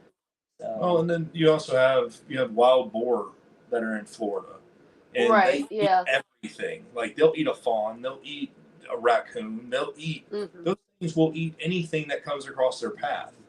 So, I mean, I'm not saying that it's not a problem. Right. Because we all know it's a problem. We all know that these weren't originally here, you know. But this goes to everything. The world is flat. I hate to say it like this. The world's flat. Like, with us being able to ship everything anywhere in the world, people that had extreme genetics aren't the only ones with them anymore. Can you please just... The world is round. Clarify for everyone if you don't... You're not a flat earther? No. But I'm saying logistically it's flat. Yeah. Like, we have the ability to get animals from anywhere in the world and put them in any environment. We have the ability, our collection is from, like I said, all over the U.S. and even from Europe. Yeah. So the genetic diversity is only going to get better because of that. But also, we're introducing animals that we don't even know we're introducing. Well, and that's part of my argument for the Everglades thing, too, is like, everyone's so quick to talk about the Burmese pythons in the Everglades. I don't think people, maybe they don't realize that there are hundreds of non-native and invasive species living in Florida right now. Hundreds and hundreds of them. And it's a perfectly acceptable explanation that, well, you know, okay, how old is America? 200-something years old. We've been importing and exporting things in and out of Florida ports for over 200 years. We bring in all these non-native invasive animals that way. All these things are introduced. Why is that an acceptable explanation for literally every other animal that lives here that shouldn't? But for the Burmese pythons, we have to blame pet keepers directly. Right. We all walked outside and let our snakes outside in the grass. Yep. Or alligators. Not an acceptable explanation when it's okay for everything else. You know what I mean? It's just like one of the things that I wish that people would look at. It's we have hurricanes all the time. Yes. What do you think happens when a pet store gets destroyed? What do you think happens when a house gets destroyed? What do you think? Yeah. These animals end up in the environment. Like your dogs, they run away during storms. The cats, they terrorize. Cats destroy more wildlife than anything else on this planet. Yeah, they do. It's just one of those things. Like the subject is kind of a raw subject for me because like I would love to have a Burmese. I would love to have a retic. Yeah. But it's one of those things, like, it's been villainized, and I worry because, like, I think there's terms that, as reptile keepers, we have to keep out of our conversations. Aggressive. Yeah. Wants to tear my face off. Wants to, like, these animals are not that. He's a person. Yeah. Like, these animals are we not just watched a YouTube video the other night, a movie that was recently released, and that was disheartening for that reason. It was a lot of him well, if this was a mainland boa, it'd be lunging at my face. And I'm like, why are you saying things like that to people? You're supposed to be Right. educating, advocating. And it's the media, and it's that That's spooks not. everybody. Yeah. But as reptile keepers, we have to be more cautious of the things that we say and we do. Right. And Absolutely. that's where, like, I'm very careful about saying aggressive. Yeah. Defensive. Defensive is the word. And it's not that I'm trying to play a game. It's the truth. We're not gaslighting. Yeah. Yeah. The truth. Now, I'll be the first one to tell you, like, if I feel like a snake's aggressive, like, water moccasins. Water moccasins can lean, they're very defensive, but Right. they can be aggressive too. They can close ground Yeah, they will close ground. to defend And yes, we're themselves. Floridians. We've Yeah. experienced it. It is real. Yeah. It's one of those things, like, that does happen sometimes, and Yeah. that's okay. I've also been bit by a dog. Right. I had a friend that was Exactly. almost killed. Yeah. I had a friend that was almost killed by a dog. Was almost drug underneath the fence and was killed by it. Yeah. So I mean, it's one of those things. Like, it's when you start speaking in generalities, we don't do it to each other as humans. We shouldn't do it to each other as humans, and we shouldn't do it to our animals. We shouldn't do it to everything else. They deserve the same respect Right. that we give each other. So that's where, like, I hope that people educate each other and take the time to go, hey, like, dude, like, tone that down a little bit. Like, that Mhm. rhetoric is not good for anybody. Right. You're gonna Right. get animals killed. You're gonna get, like, I look at it from two standpoints. One, I want to breed pets for people to enjoy. Right. But I know at some point, like, some of these, the Taramahara boas and the Hog Island boas, which was crazy. I didn't know that they're so elusive. There's a ton of them now. Yeah, they're They everywhere. bounced back. Like, they thought they were extinct. Yeah. And but at some point that may be the case, and us as reptile keepers may be the only ones that have those genetic bloodlines to reintroduce into an area. Yeah. Yeah. You know, I wish that we were looked at more along those lines. As an asset. And I think there are some people that, without the reptile community, where would this morph or this, species be? There's that, and then obviously there's the cons to it as well. But I wish more people would have a positive light into what we're doing and why we're keeping and doing what you guys are doing. Yeah. And that's what I'm hoping that, as we introduce, I feel like the reptile community is very small. We've Believe been it or not, yeah. uh, I said, believe it or not, yeah, you're right. It is small. and it's very generational. The same families are doing the same things. You're not bringing in new blood. I think COVID was a good and a bad thing for reptile keeping. It showed people, hey, this can be a viable business, but it also brought in new blood. It brought people in that wanted to learn genetics, that wanted to, there's going to be a lot of great breeders that come out of COVID. There's also going to be a lot of animals that are harmed as we come out of the, $10,000 snake error. Yeah. To me, I don't really care to produce $10,000 snakes. That's not. Who's got money to do that? We honestly, I had this conversation with somebody recently, and I think part of it is us being new to the scene. I had an opportunity. We've had the opportunity. We have the ability to produce these insane, super massive, whatever you want to call them, high dollar clutches and litters, but Right. I didn't do that. I made better choices because personally, being a new breeder and just all these different factors, I feel like producing really good quality pets was the best move. Well, it's Right. best for the animals. It's best for what- the animals. Ultimately, what it comes down to. It's I don't want to Right. produce a clutch of, 20 snakes that are all worth $5,000 each. What am I going to do with that?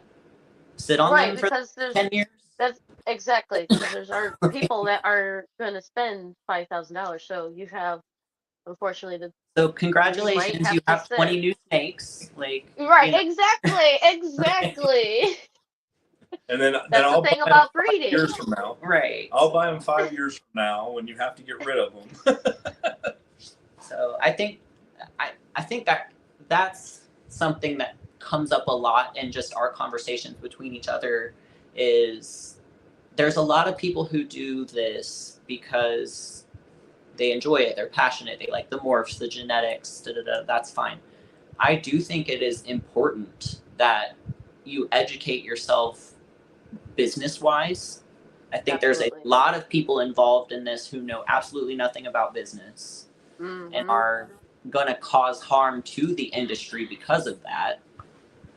I think their poor choices and their I think carelessness or ignorance or whatever you want to call it is going to create byproducts that are going to cause harm to the industry.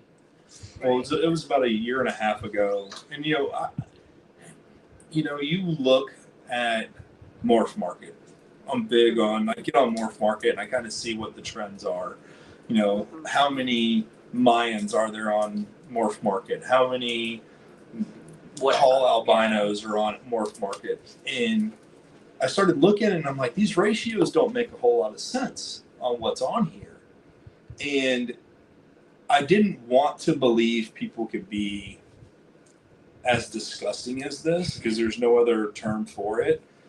We had it happen a year and a half ago. A guy got on social media and he had one breeder had overbred. And he was to the point where like, I need to get rid of some of these snakes, and he had a fire sale. He sold them for $100 to $500, whatever. And one of the big time breeders reached out to him. Thank God it was in writing so that he got ostracized for it. But he was talking about throwing snakes in the freezer. Yeah, like don't screw up your market. Throw them in the freezer. Yeah, don't screw up Oh the my market. God. Yeah, girl, it's real. It's real out there. And it's one of those things like you hate to think that kind of stuff happens. And what's funny is that would have been a litter of dogs. Can you guy imagine? would be in prison right now. Yeah. That's what gets me. That's what gets me is I say that stuff to myself every time I hear these stories. I'm like, if this was puppies or kittens, it would be national news. There are people like that though. Like Craigslist ads I've seen. If somebody doesn't come pick up this puppy, or like I've seen that before, and I'm like, I don't got room for this, but I'm gonna go save this dog. Crazy. But with the bad, I think comes a lot of good. I think Absolutely. I think that we have to call out the gross negligence and disgusting behavior, but we also need to give credit where credit's due. Is that there's a lot of people that run rescues. Like we run a rescue with ours. We've had people reach out to us, man, I thought I had time for this snake. What do you guys want it? Is there anything you guys can do with it? And we're like, yeah, we'll take it and we'll find a new home for it. I've taken judgment free.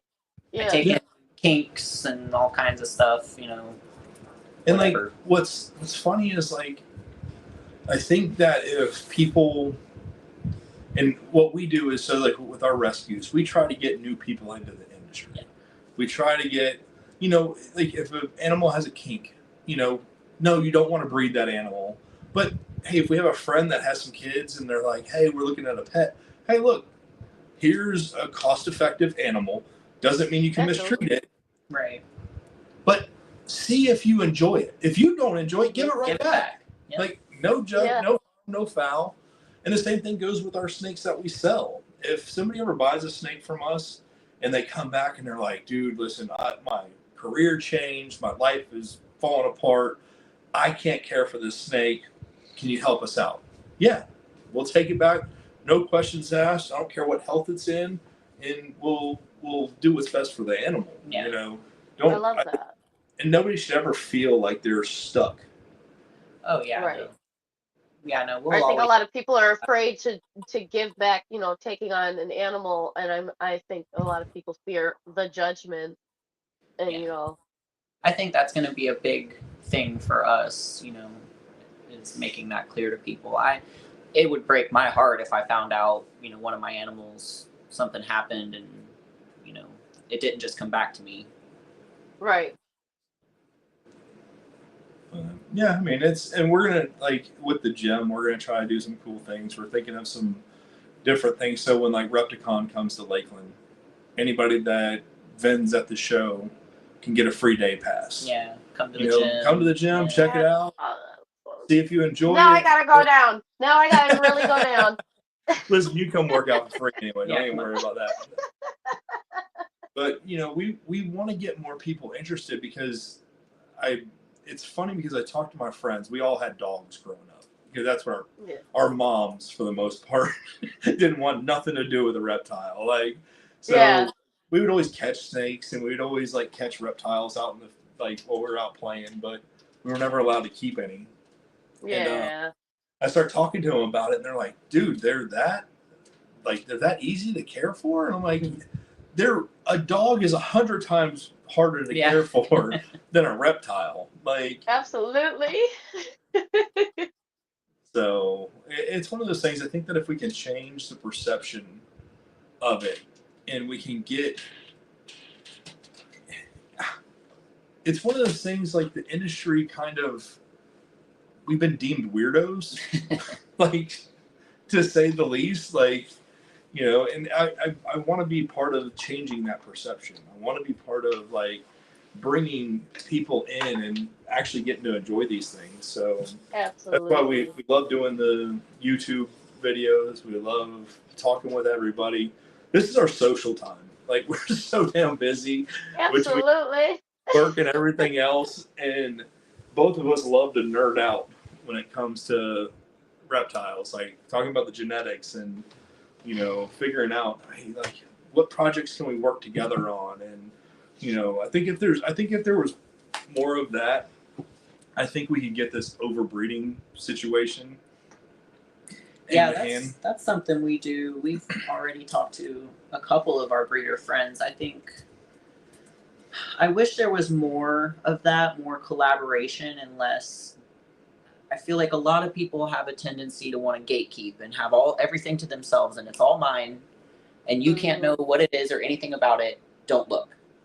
There are those weirdos.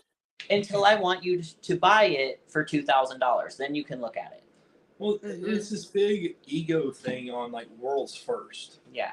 I've never to me, yeah,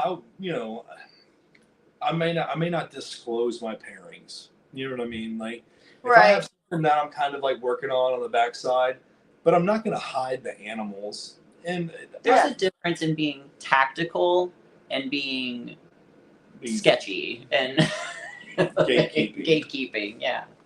So I mean, you want to keep people intrigued, but you also don't want to show your cards. Don't give away your secrets. Don't show your cards. Right. That's respectable. We all get that, but yes, there's gatekeeping, and there's just, it's like I said, I wish there was more collaboration. I think a lot of things could be accomplished without having to produce 20 additional animals in the process. So we have friends that we've talked to about collaborating on projects with, and I think that's an angle a lot of people could take that could help minimize some of the overbreeding that goes on. But it's one of those things. Like I said, I get it too, because in the boa world, there's probably 5 to 10 breeders that at any moment, if I was working on something cool, if I said it out loud, they could beat me to it this year. Oh yeah. And I get that part of it. I get I'm not scared to talk about any of the morphs I have. Right. I may not tell you exactly what I'm planning on doing with it. Right. But I can give a list of my whole collection. I don't care. You know what I mean? You'll never. You may figure it out. I don't care. But I mean, I don't. We're also not racing to be the world's first at anything, or it's just. Yeah. You're doing it because you love it. Right. Yeah, I want to create art, and like literally, I think that's where I fell in love with it. Was that I like the fact that you call it art too, created art. It is. I mean, if you see some of these animals, and I hate it because YouTube, you get 10% of what an animal actually is. Oh yeah, pictures do it justice. And like, if you see these animals in person, it's like, what? Like that came from this and that, and but that's where I think that not muddying up the water, being cautious. Well, I know reptiles inbreeding really isn't a big problem per se. I know they think that I know they thought at one time like the albinisms had some inbreeding issues, but I think that's kind of been disproven based on a bacteria or something I was told was potentially an issue. We just avoid inbreeding. Yeah, and it's just one of those things that if we can trade animals, like I said, the reptile world is flat now. It takes me nothing to get. It's the same for me to ship an animal from here to South Carolina as it is to ship from here to California. Yeah. And that's where we're trying to network. We're trying to work with people, and my whole thing is, and I hate that. I'm glad that it kind of came out, that video, the pyramid scheme video. Yeah. Because I mean, realistically, that's what it turned into. It's like, oh, well, you buy these $5,000-$10,000 snakes, and you'll produce $100,000. Yeah. And now that the market's leveling out, I think there's still a demand. I still think that there's great homes that these animals can find, but I'm also going to be cautious of, if we pair, I think we paired 15 boas this year, 15 sets. Not all of them ovulated. I mean, you have to account for a certain percentage that's not going to ovulate. But come next breeding season, if I have 100 animals in my shelf, I'm not breeding. Yeah. I may breed a couple key things that I need for future projects, Right. but I'm not going to get to the point. My goal is never to get to the point to where I can't sell what I produced the year before. And I think that some people are going to find in the next couple of years with the market coming down and the disposable income not being there, and I think there's going to be a big surplus of animals that are going to come on the market, adult animals that people aren't able to care for anymore because they have to go back to work and they have to, they can't work from home and take care of the snakes. Yeah. Which I hate that for the snakes, but it's happened before. Before we got into this, I did my research. The snake industry is an up and down industry. Yeah. Reptiles in general. The nature of it. Yeah. Like boas get popular, short tails get popular. Well, short tails never really. Or like vice versa. It's very up and down. Yeah. It's a gamble. It's a gamble. Yeah. And it's a long-term thing. I think a lot of people don't really understand exactly the long-term investment. What 20 years is. Like well, I think that's what intrigued me to boas. One, I love how active they are. I love that I can get them out and they're interactive. I can handle them. I can, our first snake was a ball python, and I was like, man, I love Junior, but he's a rock. He's a pet rock. He don't do nothing. He just in my hands. So like I fell in love with the boas because they're interactive. I feel like their personalities show more. And in doing that, I'm trying to help people understand like these things have personalities, But I mean, we have everything now. I mean, we have short-tailed possums. We have ferrets. We have dogs. We have false chameleons, Which I'm getting one soon. I set up his enclosure. Oh, you didn't take him home yet? No. Financial setback. He's a spicy one, huh? I think he's wild caught, yeah. Yeah. Oh, they bite. They can bite. They got some. Oh, temper. I know. I know. He's always showing me his black tongue. I love it. But he's a crazy guy, and I guess at one point he chewed off his foot. Oh, So I I have one named that him. I named him Lieutenant Dan. I I love. remember telling you, Brittany. Yes. I'll take- Yeah, we have a ball python. That's Lieutenant Dan. Yeah. Because was he born without a tail, or did something Yeah. happen to his tail? Yeah, he was born without a tail. You got a nub tail. Oh my God, we're about to see. Let me see this. You gotta tell me which end is his head. Okay, so he's like is he like a caliber python, the freaking two-headed snake? Oh my God, yes! I love it. My little I love Lieutenant it. Dan. I He's cannot so believe sweet, it. too. He's a good boy. I don't even know if he's a male. Oh my God. I'm Wait, assuming by his body. does he have a vent? Does he have a vent? He does, Barely, yeah. It's there. Oh God. I'm assuming by his body he's a male, but there's Okay, yeah. Come on. Where's your butthole?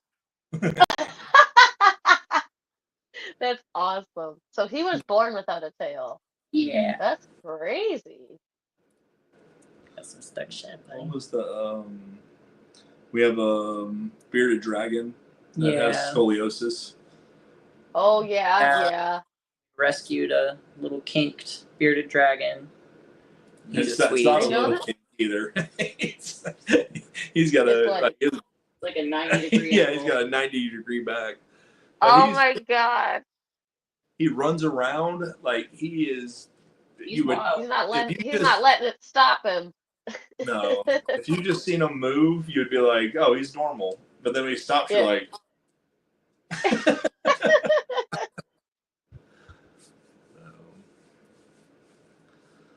Well, I think it was awesome talking to you guys. "Oh yeah, Wonderful conversations." Yeah, we have a blast. It's so nice to talk to other reptile keepers, and Please show me. Oh my God, yeah, I do see the little spiny back. Little buddy. He's so sweet. Oh my goodness.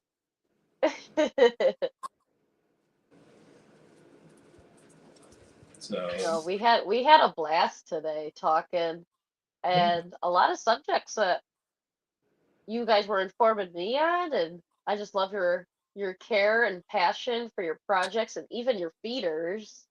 So that's wild. Again, a lot of people just think it's just food, but you guys are intuitive and caring throughout the whole entire thing, as it should be. Oh, we love it. yeah. I love it. We can talk about snakes forever. You have to kick us off, so. I know, I do too. That's why I'm like. Chris will tell you. You got to kick us off this show. Yeah, I was about to say. I think the first one was 2.5 hours. I think the first one. Like I was traveling. I was in a hotel room in North Florida. We weren't even together. Yeah. Was that our first show? Yeah, we had like a 2.5 hour episode. That was wild. Yeah.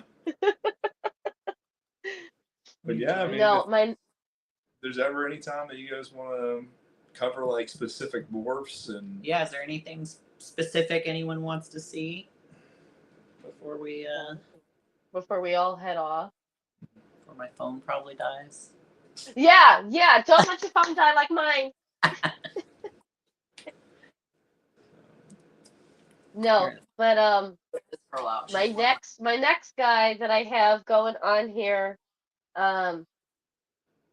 episode 3, so stay tuned, guys, will be Wellington Exotics, March 4th. So we'll talk about short tails, maybe a little bit of some colubrids. Who do you got? Who you got? Send us out. It's white. Ooh. It's one of my cooler Borneos. They're just, you don't see them a lot. Is it a genetic stripe? She's called a side swipe. So Side it is. swipe. It's a Okay. type of genetic stripe, obviously, but the dark colors. And what's her name? That is Mary Jane. Oh, Mary Jane. Mary Jane is sending us out. On that note. All right, guys. Well, I'd love to have you guys again. If you guys Yeah. want to do something, we can collaborate here. Yeah. And then I'll have to go down there and check out this new reptile gym you guys are in the Oh, I process can't wait. of. Ooh, Yeah. I can't wait. I think I'm more excited than you guys. What are you talking about? We're excited. We're just so tired. I've been so I started a company for a gym 2 years ago, and 4 years ago, and got too busy with environmental stuff, and I was like, you know what, I just got to put it on the back burner. And now we're kind of to a point right now that, you know, Lakeland's growing so fast, and we're kind of tired of the box gyms. Like Yeah. the attitudes have just gotten to be so self-centered. You know, Yeah. we want to bring back that old gym vibe where, you know, everybody's enjoying everybody. It's a family. It's kind of, you know, there's some competition. Like, Yeah. but But it's friendly competition. Yeah. You know, one of the things that we're trying to do is we're going to make it a safe place for animals, one, but also a safe place for people. You know, Yeah. we see a lot of, I think people are so used to staring at their phones that when they get in public, they do rude things like staring, following people around. And it's gotten to the point where, like, you know, it's gotten crazy. Like, I think we've lost touch With reality. with reality, Yeah. and that you're actually looking at a human being. And I think COVID had something to do with that too. You know. yeah, I think it's COVID. I think it's social media. I think it's just the general what's become socially acceptable. You know, and it's one of those things that we're hoping to change the game. Like, we thought about this as, you know, this is, I don't know of anybody else that has a reptile gym like that has Neither do I. play and, you know, bodybuilding, and, you know, we want to do like the recovery. We think health is very important, and that's where we're trying to figure out how the animals play into that, because we don't want to put the animals in a bad situation either. Right. You know, we don't want them stressed out. We don't want them. So it may be a thing that changes and grows. I think we have certain animals that love being in the limelight. Oh yeah, there's definitely certain animals we already know are going to be on display, and, you know, the ones that are out socializing. Yeah. But we want to have it to where people can, like, we can get them out and take pictures, and you know, people enjoy them like we do. Right. So Yeah. we're excited about it, and we definitely, that's what we need to do. It's a while out. Like, we still on the ground floor of it. Yeah. We need to do a gym tour for one of them. Yeah. I think that would be a cool little segment, tie the animals and fitness together. So, but we appreciate you having us on, and No problem. anytime reach out. Like, if there's anything, anybody watching this, if you guys have questions, reach out. They're awesome. They're really great people to talk to too. For really anything, fitness or snakes. And if we don't know the answer, we're not going to give you a bad answer. We're not going to give you a made up answer. Yeah, no. I'll tell you, Right. hey, But I'll help you find it. Yeah. Shoot, I want to learn too. Then, if I don't know it, I want to figure it out. So, we do appreciate it. And if you guys ever need anything, always reach out. Yeah. All right, guys. Well, I'm wrapping things up. Like I said earlier, March 4th, I got Phil King with Wellington Exotics. hopefully 6 p.m. same time, Central Standard Time, 7 p.m. for you guys.